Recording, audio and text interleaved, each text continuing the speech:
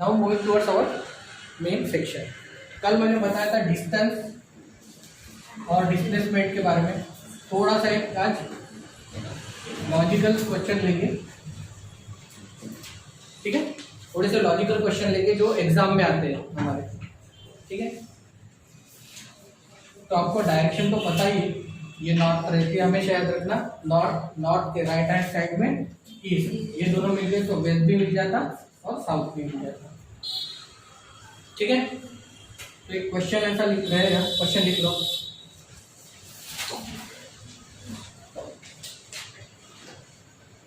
Ram RA Ram लिखो या फिर रामा लिखो, आपकी मर्जी। 5 मीटर नॉर्थ की तरफ गया। राम 5 मीटर नॉर्थ की तरफ गया।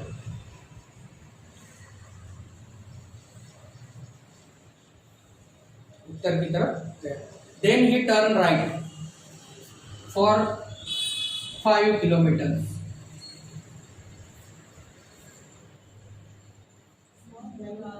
Then he turn right, right side में उजव्या साइडला पलटला, वो राइट साइड में पलट गया, ठीक है। इतना सॉरी 5 मीटर, सभी मीटर में लिखेंगे, किलोमीटर मीटर में।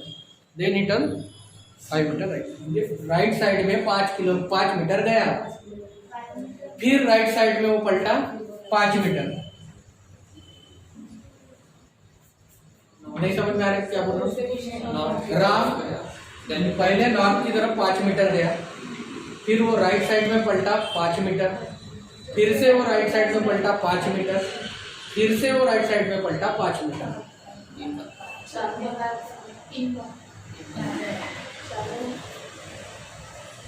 पहले 5 मीटर राइट में गया, नॉर्थ की तरफ गया, फिर राइट मारा, फिर राइट मारा, फिर राइट मारा, ठीक है।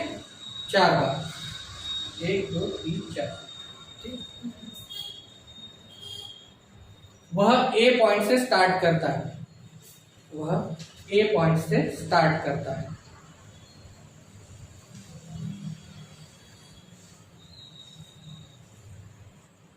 वह ए पॉइंट से स्टार्ट करता है।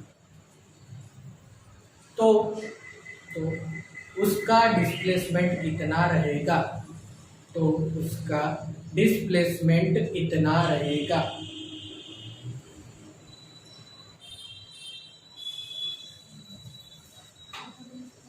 ठीक है, तो उसका डिस्प्लेसमेंट कितना रहेगा। तो ऑप्शन भी दे देता हूँ। Option A 10 meter, option B 20 meter, option C √50 meter और ऑप्शन डी 0 मीटर। ये क्वेश्चन आए एग्जाम में। ऑप्शन सी, तो उसका डिस्प्लेसमेंट कितना रहेगा। ये क्वेश्चन आए हैं इस प्रकार के। ए की ग्राफ की जगह ए बी कुछ भी बोल सकता है, वो नाम कोई भी चेंज कर सकता है, डिस्टेंस भी कम ज्यादा कर सकता है। क्वेश्चन तो समझ में आ गया ना। तो उसका डिस्प्लेसमेंट कितना रहेगा।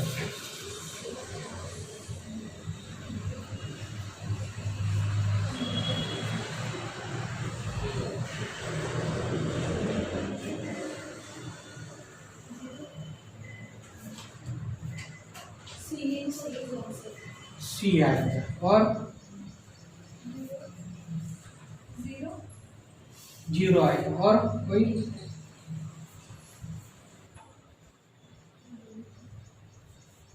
कल मैंने क्या बताया था डिस्प्लेसमेंट के बारे में, पता है? Shortest distance between first point and and point. तो कितना है शॉर्टेस्ट डिस्टेंस दोनों? 0। कहाँ से स्टार्ट हुआ वो? ए से। कहाँ पहुंच गया? ए पे ही पहुंचा। तो डिस्टेंस कितना है ए टू ए? यहाँ पे वहीं पे खड़ा है ना, उसका आंसर क्या आएगा? तो ये होता है उसका डिस्प्लेसमेंट। उसने कितना डिस्टेंस ट्रेवल किया, ये अगर क्वेश्चन पूछा, यानी वो क्या पूछ रहा है, उसका डिस्टेंस पूछ रहा है। तो डिस्टेंस पूछेगा तब आएगा हमारा आंसर। तो ये फर्क होता है क्वेश्चन, समझ में आया? तो जहां से गया वहीं पे पहुंच गया, तो शॉर्टेज डिस्टेंस इसी पॉइंट पे कितना है, तो दैट इज 0 मीटर। हाँ, वो कितना ट्रैवल करके गया ये पूछेगा, तो कितना ट्रैवल करके गया 20 मीटर, यानी वो होगा उसका डिस्टेंस। समझ में आ गया? तो यही क्वेश्चन है, ऐसे प्रकार के क्वेश्चन पूछे जाते है। तो कुछ भी नहीं इसमें है क्या कुछ, तो इस प्रकार के लॉजिकल थोड़े से क्वेश्चन पूछे जाते हैं एसएससी में। इजी है क्वेश्चन, ठीक है, समझ में आ गया? नेक्स्ट,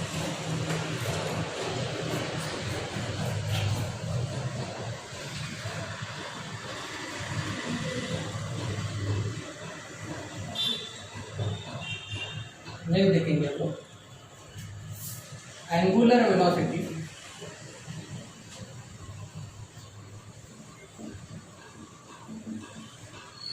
और लीनियर वेलोसिटी।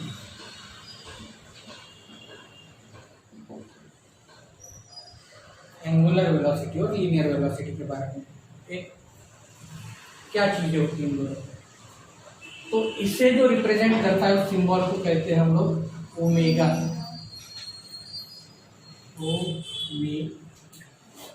डब्ल्यू जैसा रहता है, बस कर्व नेचर रहता है इसका।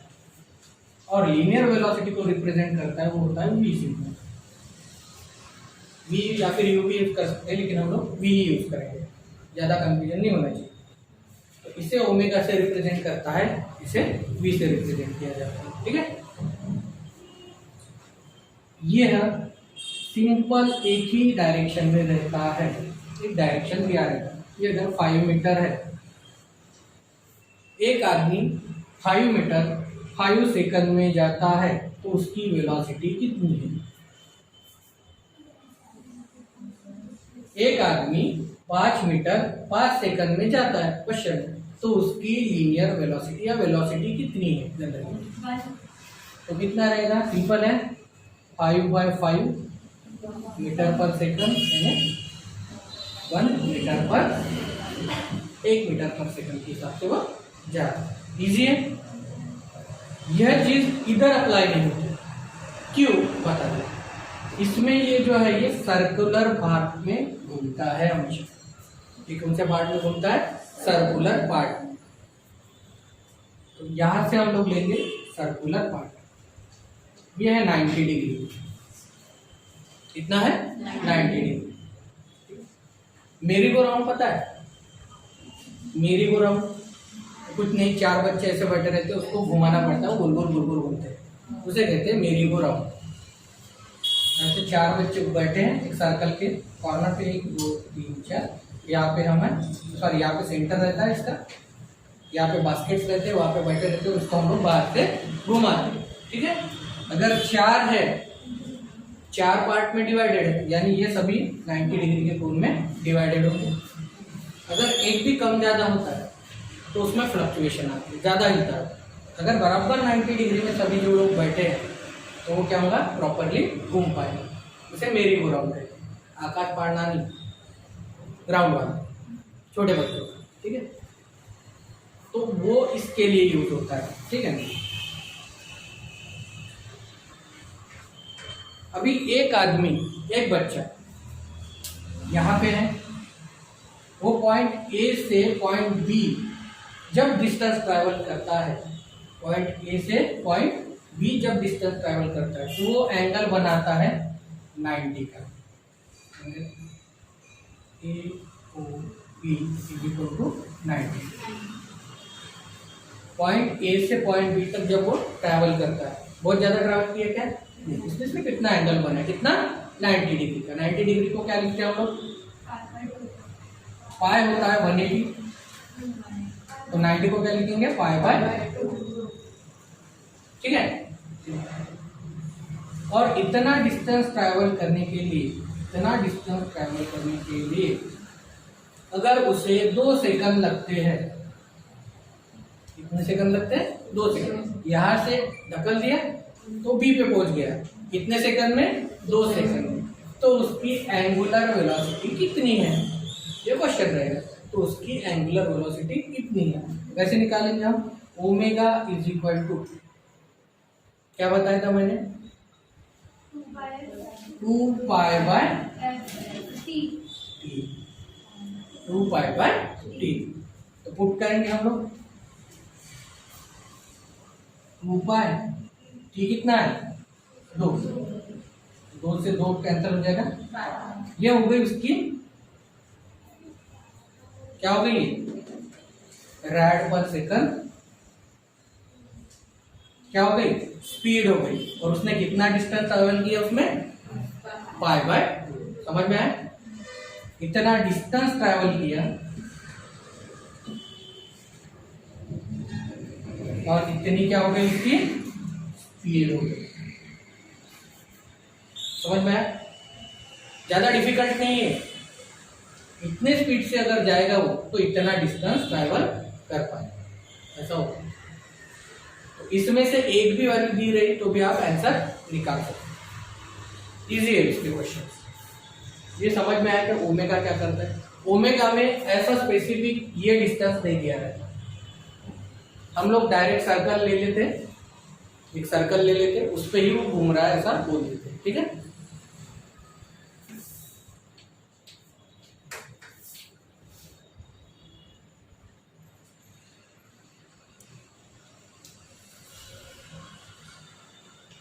Angular velocity.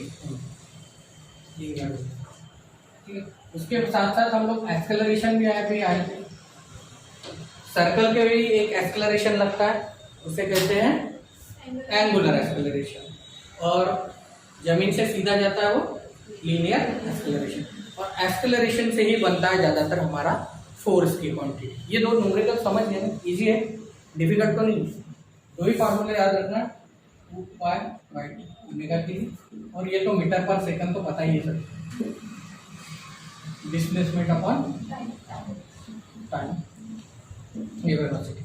अगर डिस्टेंस, किसी चीज में डिस्टेंस अपॉन टाइम आया तो क्या लिखेंगे हम? डिस्प्लेसमेंट अपॉन टाइम तो वेलोसिटी। अगर डिस्टेंस अपॉन टाइम पूछ लिया उसको गलती से क्या करेंगे? उसे लिखेंगे ये है हमारी स्पीड। यही बस एक फर्क है, ज्यादा डिफरेंस है, यही फर्क है, ज्यादा फर्क नहीं। यानी जो मैंने पहला क्वेश्चन पूछा था, सबसे पहला क्वेश्चन क्या था? ए से निकला वो, राइट घुमा राइट घुमा राइट घुमा और अपनी जगह पे पहुंच गया, तो उसकी वेलोसिटी कितनी रहेगी? कितनी वेलोसिटी रहेगी? उसकी वेलोसिटी रहेगी 0, क्योंकि डिस्प्लेसमेंट कितना है उसका? 0 divided by any term is 0। हाँ, अगर उसने पूछा रहता कि टाइम अगर वो 20 सेकंड लेता है तो उसकी स्पीड कितनी है, तो हमारा डिस्टेंस था 20 by 20 is equal to 1 meter पर सेकंड। तो ऐसे क्वेश्चन पर ऐसे ही क्वेश्चन आता है। नहीं समझ में आया क्या बोले? अरे डिस्टेंस कितना था? वो गोल घूम के 20 था। कितने इसमें 20 सेकंड में पार कर रहा है, तो कितने में? 1 मीटर पर सेकंड की स्पीड से जाएगा वो। अगर उसको वेलोसिटी पूछी रही थी तो डिस्प्लेसमेंट कितना था हमारा? 0 था, वहीं पे आ गया ना। शॉर्टेस्ट डिस्टेंस कितना? ए से ए 0 है, तो शॉर्टेस्ट डिस्टेंस 0 की वजह से डिस्प्लेसमेंट 0 है। 0 बाय टाइम कितना भी रहे, 20 सेकंड लगे, 50 सेकंड लगे, 100 सेकंड लगे, तो वेलोसिटी कितनी रहेगी उसकी? 0 रहेगी। यही क्वेश्चन है वेलोसिटी। और इसके बाद पहले क्वेश्चन के फर्स्ट क्वेश्चन में जो हमने दिया था इसका,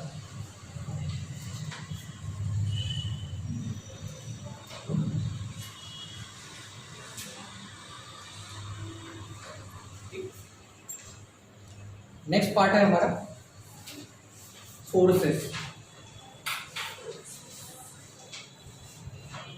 नेक्स्ट पार्ट है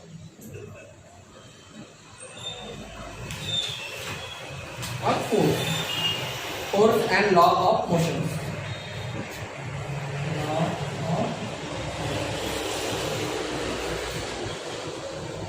बल और गति के नियम, बल और गति के नियम, बल और गति के नियम।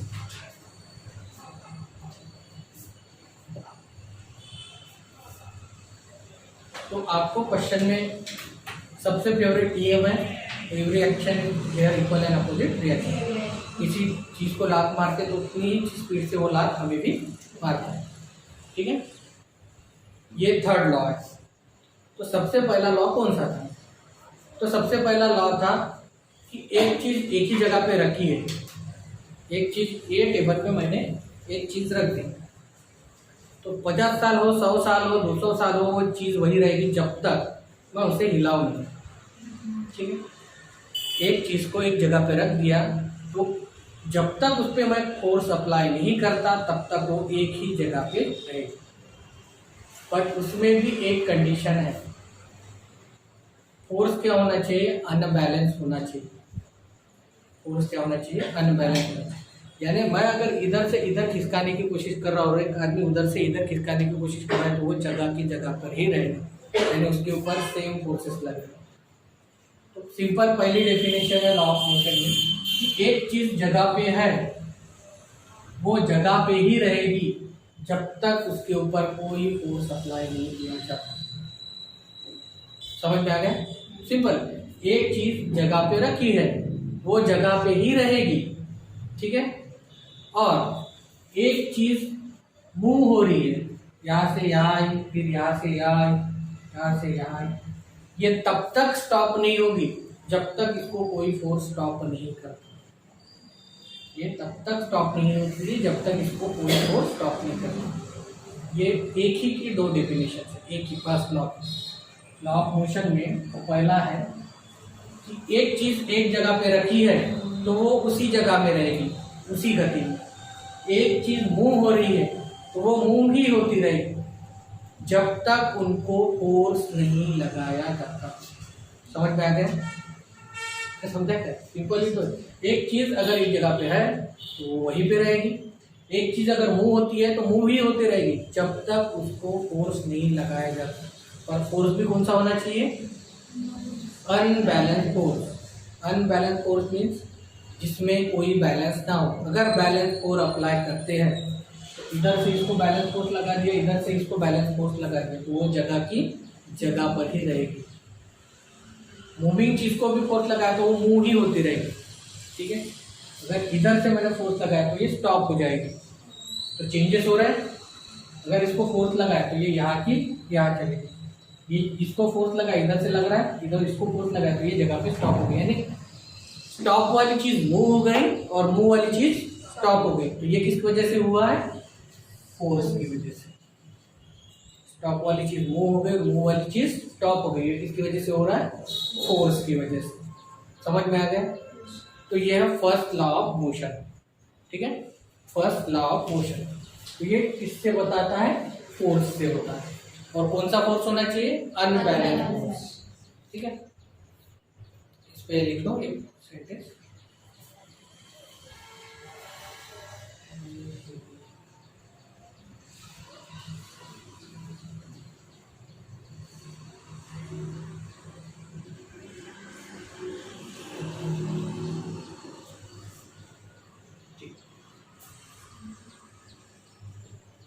किसमें बताऊं, मराठी में कि हिंदी में?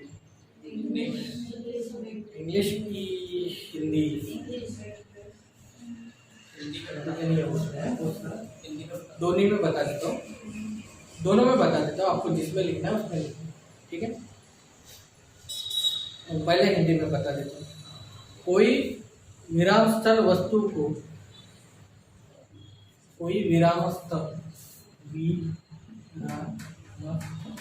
यानी एक जगह पे रखी हुई कोई विरामस्थ वस्तु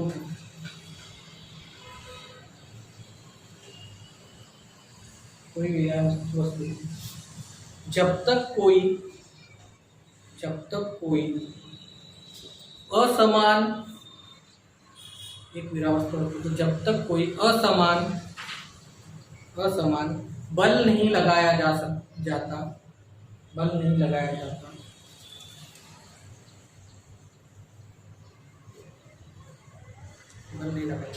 तब तक वह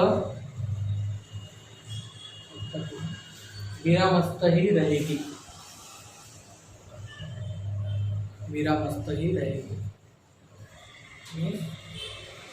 The body is said to be at rest English में वही सेंटेंस है। A body is said to be at rest, a body is said to be at rest until the external force is applied. Body is said to be at rest until the external force is applied. Until the external force is applied. इसी का और एक part है, यानी पहले ही law के दो parts हैं। पार्ट 1 में क्या है, अभी एक चीज एक ही जगह पर है, अभी दूसरी चीज क्या हो रही है, मूव है। ठीक है, मराठी में हिंदी में बताता हूँ। एक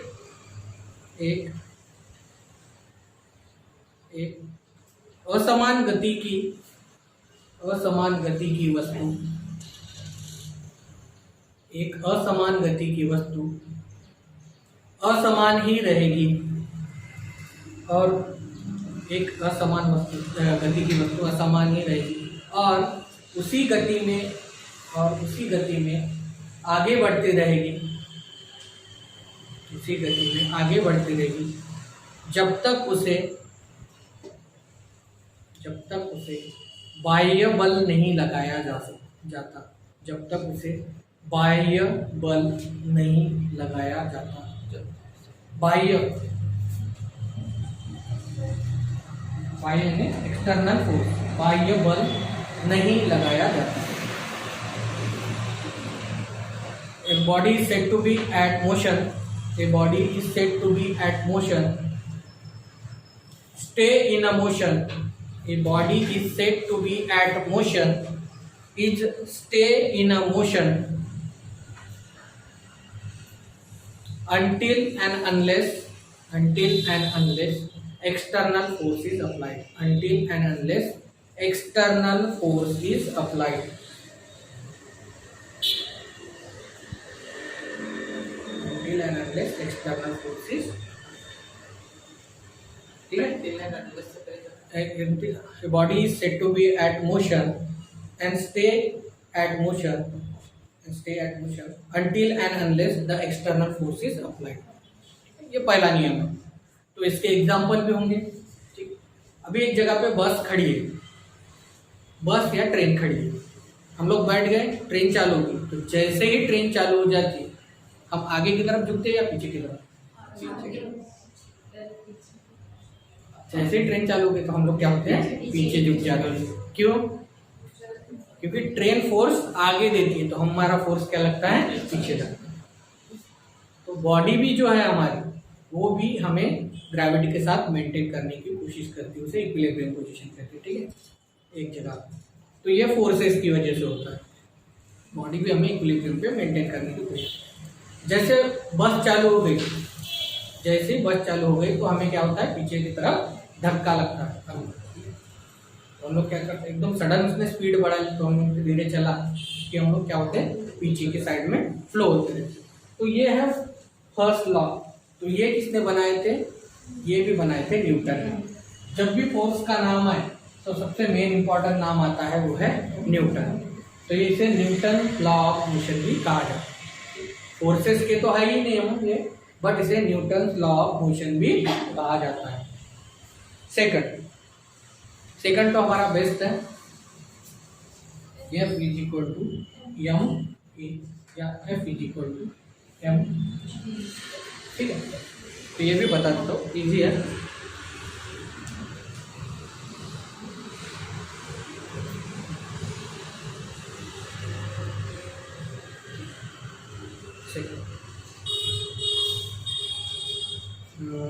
पहले हिंदी में बता देता हूँ। संवेग परिवर्तन की दर, संवेग परिवर्तन की दर, संवेग परिवर्तन की दर आरोपित बल के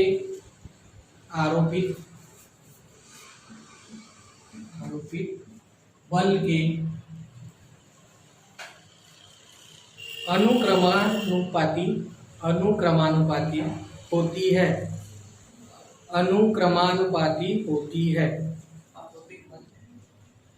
संवेग परिवर्तन की दर आरोपित बल के अनुक्रमानुपातिक होती है।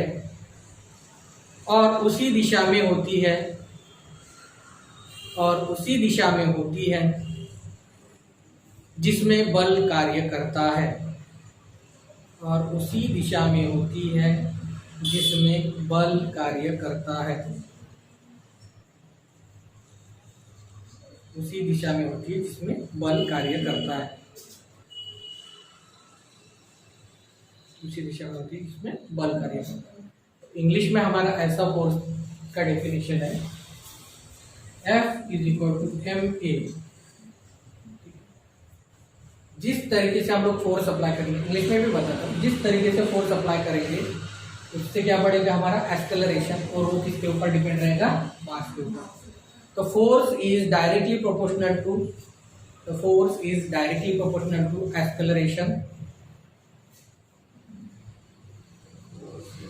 the force is directly proportional to acceleration in the direction of force. The force is directly proportional to acceleration in the direction of force. In the direction of force.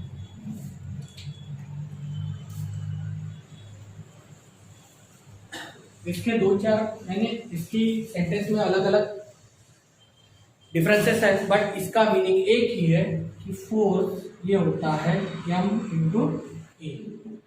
Force क्या होता है, m इंटू ए। इस definition का एक ही मतलब है, force क्या होता है, m इंटू ए और m इंटू जी, m इंटू ए और m इंटू जी। तो m इंटू जी ये हम लोग ऊपर से नीचे या नीचे से ऊपर जब जाते हैं ये इस डायरेक्शन के लिए यूज होता है, और ये इस डायरेक्शन के लिए यूज होता है।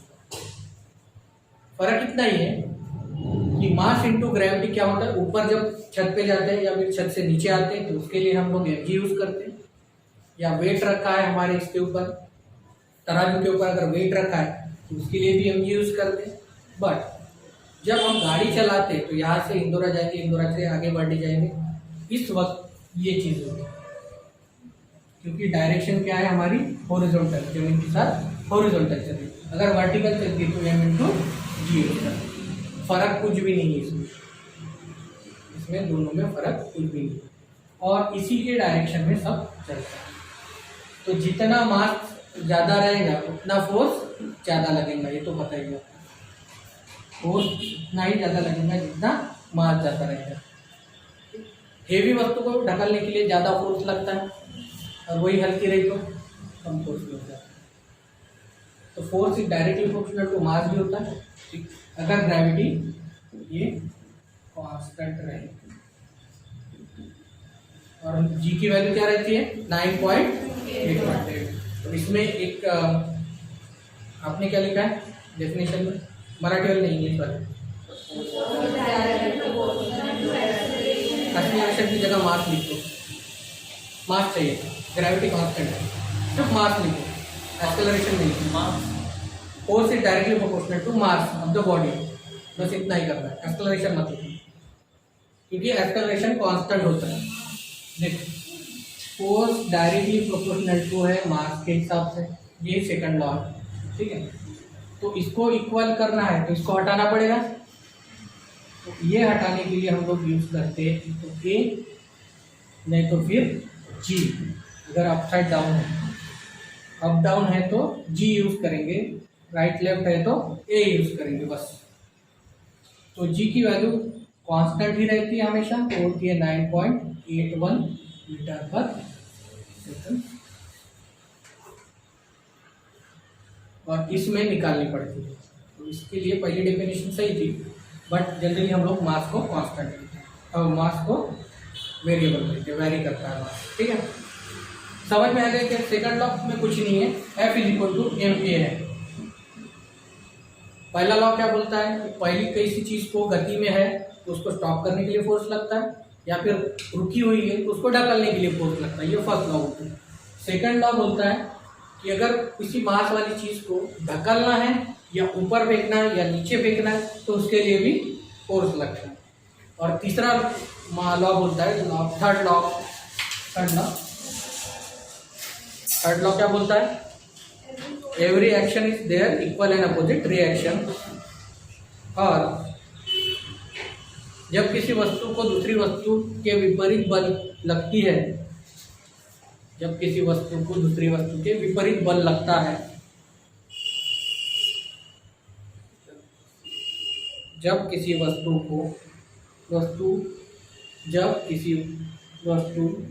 की दूसरी वस्तु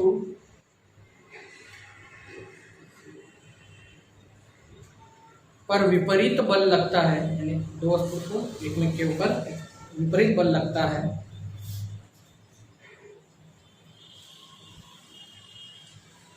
तो प्रत्येक क्रिया की प्रतिक्रिया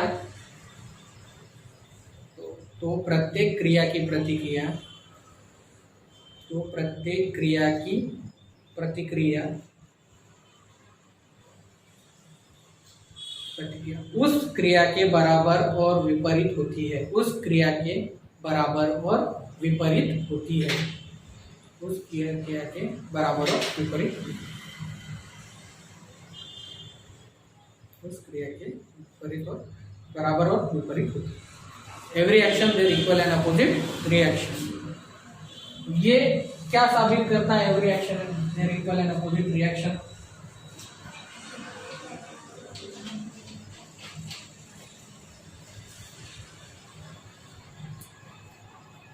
ये बोलता है कि अगर किसी चीज को मैं, जैसे बंदूक से हमने गोली चलाई, जैसे ही हम लोग बंदूक से ट्रिगर खींचते हैं हम लोग पीछे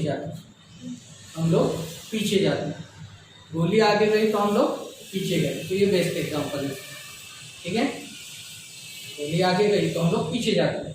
उसके साथ साथ जब नाव चलाने वाला क्या करता है, नाव चलाता है, तब क्या करता है, तो वो लहरों को पीछे फेंकता है। किससे? अपनी पतवार से पीछे फेंकता है, तभी वो आगे जा पाता है। अगर एक ही जगह पे खड़ा रहेगा तो स्टेबल रहेगा। उसके लिए नाव की डायरेक्शन पे डिपेंड करती है कि वो नदी में है तो या तालाब में। बट जब तक हम लोग पीछे नहीं खींचेंगे तब तक आगे नहीं जाते। तो ये एक्सटर्नल जब तक फोर्स नहीं लगाएंगे तब तक आगे नहीं जाएंगे। और वो दोनों क्या होते हैं? हमेशा इक्वल होते हैं, हमेशा इक्वल होते हैं। इसके बाद एक टर्म आती है, ये समझ में आ गए 3 लॉ। तो पहला क्या है, एक जगह पे है उसी जगह पे रहेगी जब तक उसको फोर्स नहीं लगाते, या मूव हो रही है जब तक फोर्स नहीं लगाते तब तक रुकेगी नहीं। ये हो गया फर्स्ट लॉ। सेकंड लॉ बोलता है F = ma। एक तो फोर्स लगाने के बाद बॉडी लेफ्ट राइट मूव होगी या फिर अप डाउन मूव होगी, बस। और थर्ड लॉ बोलता है इसको कि जब हम फोर्स लगाते हैं तो हमारे तरफ भी एक अपोजिट फोर्स लगता है, ठीक है। जब हम लोग फोर्स लगाते हैं एक चीज को तो हमारे तरफ भी एक फोर्स लगता है, और ये दोनों फोर्स क्या होते हैं? इक्वल होते हैं। बस ये 3 लॉ यही कहते हैं, सिंपल शब्दों में। समझ में आया क्या? पहला लॉ क्या बोलता है, दूसरा लॉ बोलता है, तीसरा क्या बोलता है। ये रॉकेट में बहुत ज्यादा यूज होता है फोर्स वाले।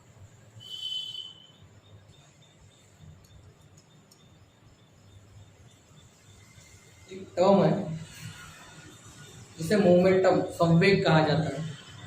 Momentum, MOMEN। ये समझ में आ गया? इजी है ना? मोमेंटम लिखेंगे, संवेग।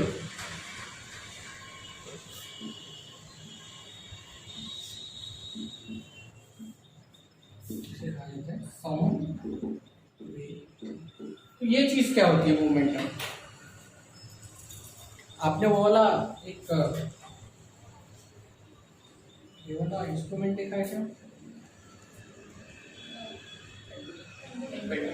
पेंडुलम नहीं है। ऐसे एक पॉइंट से 5 है, 5 थ्रेड्स लगे होते और नीचे में कच्चे होते। ये इसको ऊपर ले लिया मैंने अगर पहले और छोड़ दिया, ये क्या करता है? इसकी एनर्जी इसको देता है, इसकी एनर्जी इसको, इसको, फिर ये इधर मूव होता है, ठीक है। इधर मूव हो गया, फिर ये रिटर्न आता है, इसको स्ट्राइक करेगा, फिर इसको, फिर ये ऐसा मूव। तो ये कंटिन्यूसली टिक टिक टिक टिक एक निकलते जाते हैं। बाकी के ये 3 एक ही जगह पे रहेंगे, बट ये पहला और 5वां मूव होते रहता है। ऐसा इंस्ट्रूमेंट देखा फिल्मों में बहुत दिखाता है, घर में पता नहीं किसी के होने नहीं पता। ऐसा एक इंस्ट्रूमेंट रहता है जिसको एक ही थ्रेड के 5 कंचे बांधे हुए रहते हैं।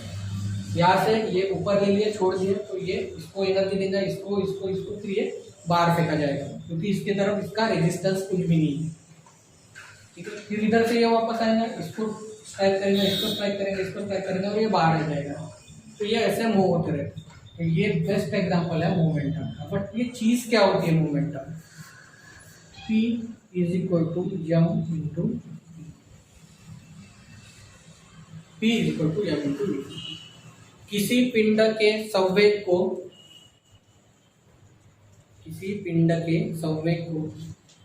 पिंड मीन्स वस्तु, पिंड के संवेग को उसके द्रव्यमान, किसी पिंड के संवेग को उसके द्रव्यमान और वेग के गुणनफल के रूप में, किसी पिंड और वस्तु के संवेग को उसके द्रव्यमान और वेग के गुणनफल के रूप में परिभाषित किया जाता है। यही है P is equal to m into v. English वाले क्या है? Momentum is equal to mass into velocity. किसी पिंड अथवा वस्तु के संवेग को उसके द्रव्यमान और वेग के गुणनफल में परिभाषित किया जाता है। तो P is equal to m into v. P is equal to m into we.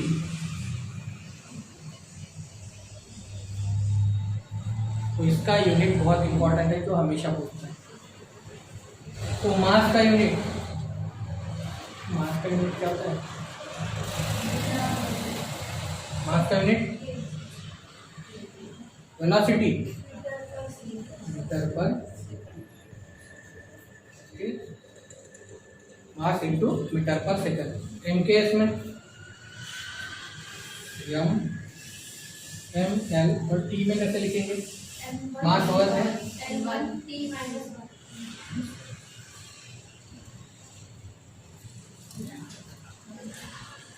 ठीक है, यहाँ तक पहुंच गए। इसका रिलेशन ये यहाँ पे क्यों आया कि हम तो चल रहे हैं फोर्स में और ये आ गया M1 L1 T1, यानी P अलग ही चीज आ गई। तो इसका रिलेशन इसमें क्यों आया? तो इसका यूनिट भी होता है force into meter, P is equal to यानी न्यूटन मीटर भी होता है। अगर किसी फोर्सफुल चीज को कोई डिस्टेंस ट्रैवल कर रही है तो उसे भी उसका मोमेंटम कहा जाता है। किसी फोर्सफुल चीज किसी डिस्टेंस को ट्रैवल कर रही है, न्यूटन सेकंड। ये बता देता हूँ क्या होता है, तो छोड़ दो। यहाँ तक पहुँच गई है।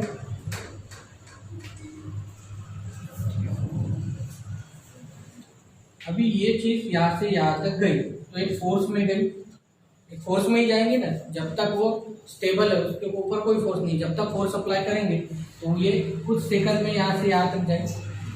तो जितने सेकंड में गई तो फोर्स मल्टीप्लाइड बाय सेकंड, तो ये हो जाता है इसका मोमेंट। अभी ये भी सही है कि नहीं ये निकालेंगे, आप मत निकालो, मैं बता दूँ। तो फोर्स होता है m इंटू ए,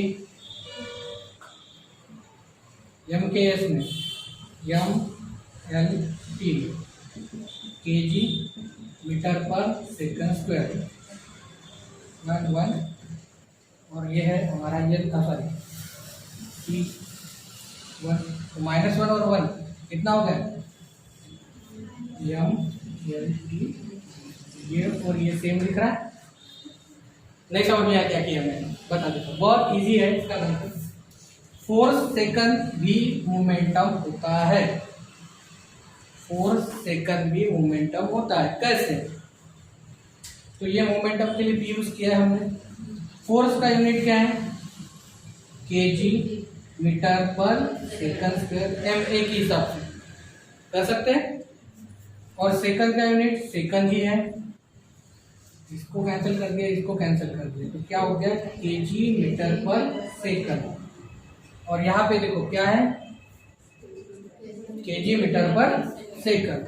तो ये दोनों चीजें सेम है, दोनों चीजें सेम है, इसीलिए मोमेंटम को फोर्स के साथ भी यूज किया जाता है। अगर किसी फोर्सफुल चीज किसी टाइम में ट्रैवल कर रही है तो उसे उसका क्या कहा जाता है, मोमेंटम कहा जाता है। या फिर किसी मास वाली वस्तु को किसी की वेलोसिटी दी जाए तो उसको भी उसका मोमेंटम कहा जाता है। ये दोनों हमें याद रहना चाहिए। ये F इंटू एस भी होता है। बस इसी को बताने के लिए ये डायग्राम निकालना। तो इसमें इम्पोर्टेंट यही है, इम्पोर्टेंट यही है। और ये क्यों बताया, क्योंकि एक क्वेश्चन आया था कि इम्पल्स और मोमेंटम के यूनिट सेम है क्या। तो हाँ, ये क्वेश्चन पूछा था कि m1 l1 t-1 ये मोमेंटम का डायमेंशन है, तो इम्पल्स का डायमेंशन क्या होगा। तो इम्पल्स का डायमेंशन भी यही है। ये जो डायग्राम बताई थी ना मैंने अभी, ये क्या दे रहे हैं, इसको एक पल्स दे रहे हैं, इसको ये स्ट्राइक करा, इसको ये स्ट्राइक करा, ये बाहर जा रहा है। तो क्या दे रहे हैं, एक ही पल्स से चल रहा है, तो इससे इसका मोमेंटम बढ़ रहा है, तो इम्पल्स इक्वल टू मोमेंटम होता है। बस ये बात बताने के लिए इतना सॉल्व करना पड़ता है। तो ये थोड़ा सा टफ हो रहा है, इसमें इतना ध्यान मत दो। Moment is equal to m into v is equal to f into m. तो फोर्स को अगर एक सेकंड में ऐड कर दी जाए, एक फोर्सफुल चीज़ को एक टाइम लिमिट दे दिया जाए तो उसको उसका क्या बोलते हैं, मोमेंटम बोलते हैं। बस इतना ही याद रखना। और उसका डायमेंशन m1 l1 t-1, ये दो चीज़ें ही इसके लिए इम्पोर्टेंट है, बाकी नहीं। ठीक है, नेक्स्ट 3 लॉज हो गए हमारे।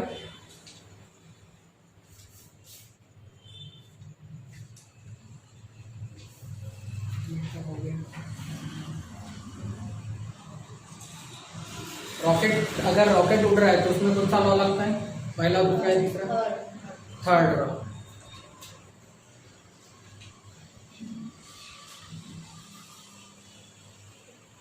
तो फोर्सेस समझ में आ गया क्या, फोर्स क्या होता है। 3 लॉ है, तीनों लॉ इंपॉर्टेंट है। एक चीज एक ही जगह पे है, उसको फोर्स अप्लाई किए तो वो हो जाता है, या फिर चलती हुई चीज को रोक दिया तो वो हो जाता है। ठीक है, सेकंड और थर्ड, इसमें एक मोमेंटम आता है, मोमेंटम m इंटू वी होता है, मास इंटू वेलोसिटी या फोर्स इंटू सेकंड। तो नेक्स्ट है हमारा वर्क। नेक्स्ट हेडिंग दो, वर्क और कार्य। वर्क और कार्य।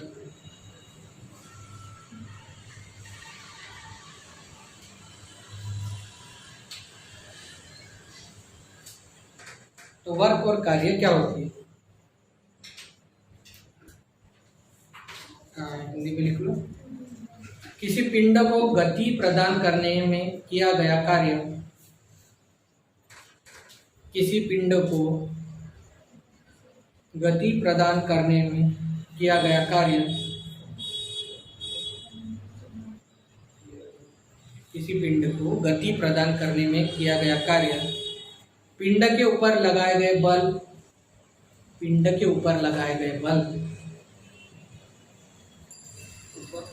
पिंड के ऊपर लगाए गए बल और बल की दिशा में पिंड द्वारा चलाई गई दूरी, और बल की दिशा में पिंड द्वारा चलाई गई दूरी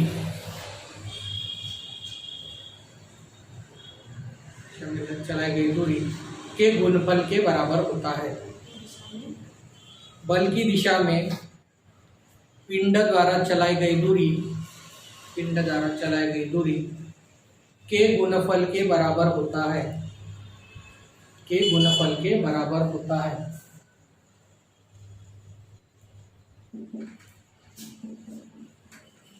के गुणनफल के बराबर होता है।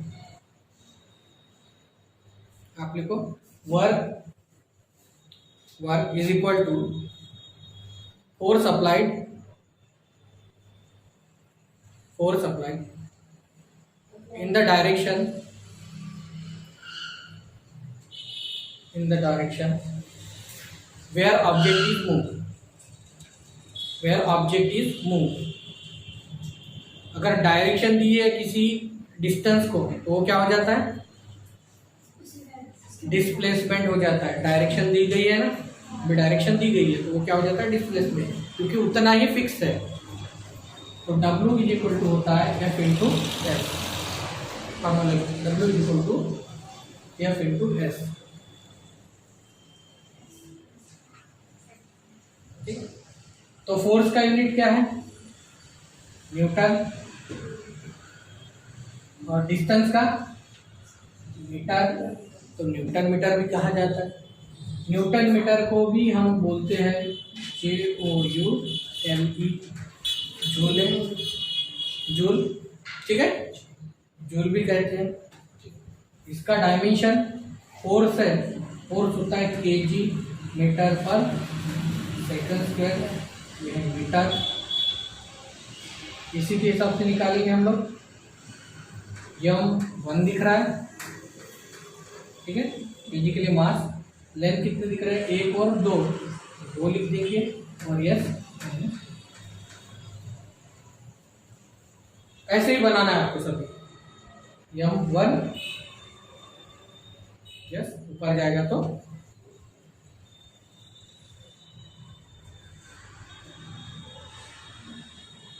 और ये स्केलर क्वांटिटी है, स्केलर क्वांटिटी, और जिसे हिंदी में कहा जाता है अदिश राशि। ये स्केलर क्वांटिटी है जिसे कहा जाता है अदिश राशि। स्केलर क्वांटिटी को अदिश राशि भी कहा जाता है।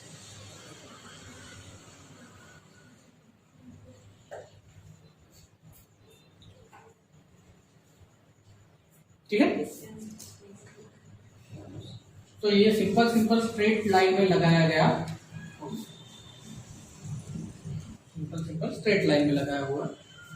यहाँ पे फोर्स लगाया, ये चीज यहाँ से यहाँ डिस्प्लेस हो गई, force into f is equal to work done हो गया। ठीक है, अगर हम लोग डिस्प्लेसमेंट ट्रैवल करते ही नहीं तो वर्क डन होगा क्या।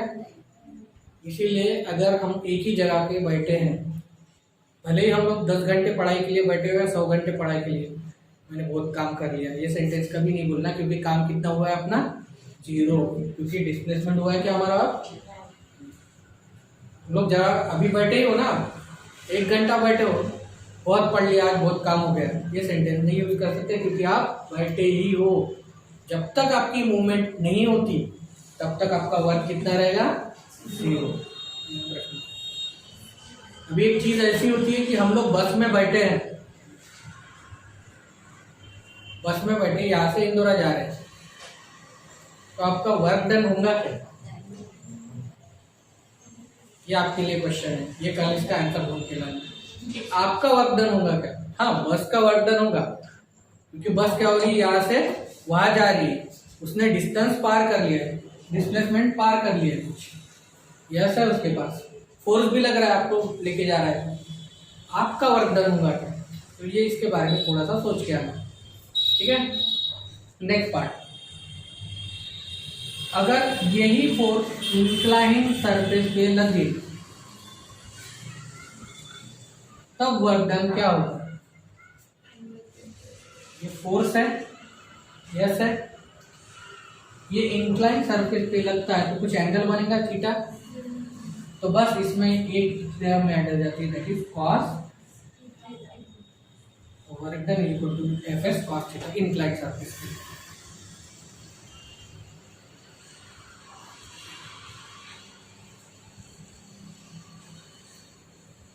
इंक्लाइन सरफेस के लिए work done equal to FS cos theta.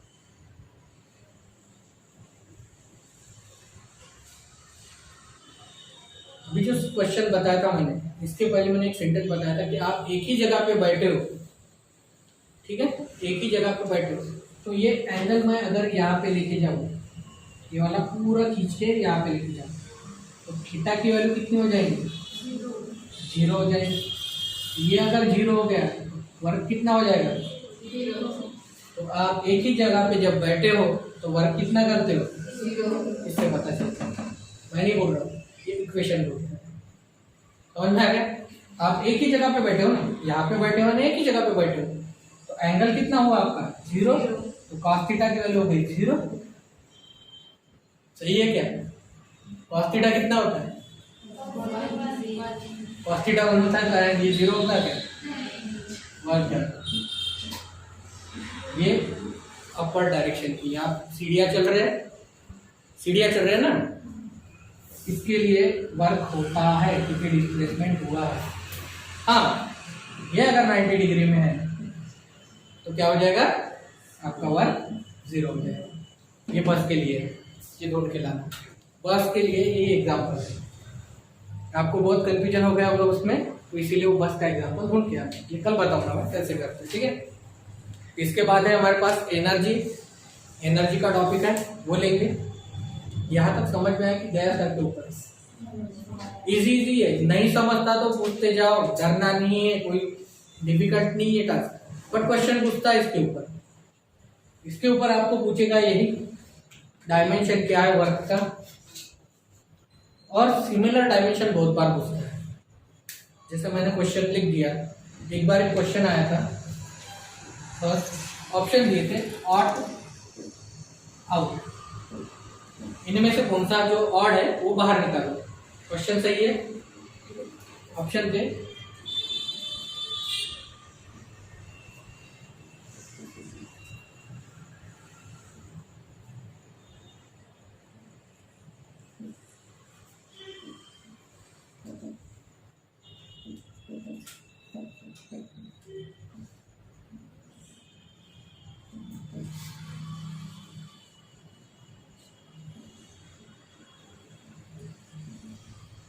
कौन सा बाहर निकालो।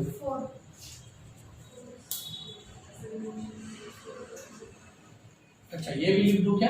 ये भी लिख देता हूँ, यानी आपको कंफ्यूजन नहीं होगा।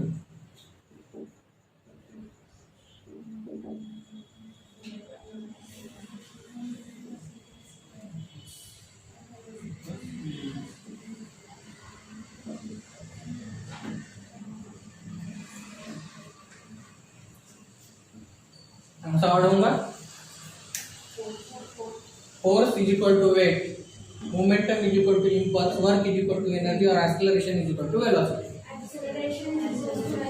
क्यों? क्योंकि इसके यूनिट डिफरेंट है, बाकी इन तीनों का यूनिट सेम है। ये भी क्वेश्चन आपका आया था एक बार एसएससी में, ऐसे क्वेश्चन पूछते ऑड मैन आउट को आउट कर दो। तो इसमें सिर्फ यूनिट और डायमेंशन का ही खेल है, आपको ज्यादातर डीपली क्वेश्चन नहीं पूछेगा तो वही गोल गोल घूम के अगर एक ही जगह पे आ रहा है तो उसका डिस्प्लेसमेंट कितना होगा, तो डिस्प्लेसमेंट तब 0 हो जाएगा, ठीक है। तो इसके बाद के एनर्जी हम लोग कल देखेंगे कि एनर्जी क्या चीज होती है। एनर्जी को भी 2 यूनिट में डिवाइड किया जाता है, ये तो है जूल ही, इसके साथ साथ कैलोरी में भी यूज होती है, और आपको कैलोरी पे ही क्वेश्चन पूछेगा।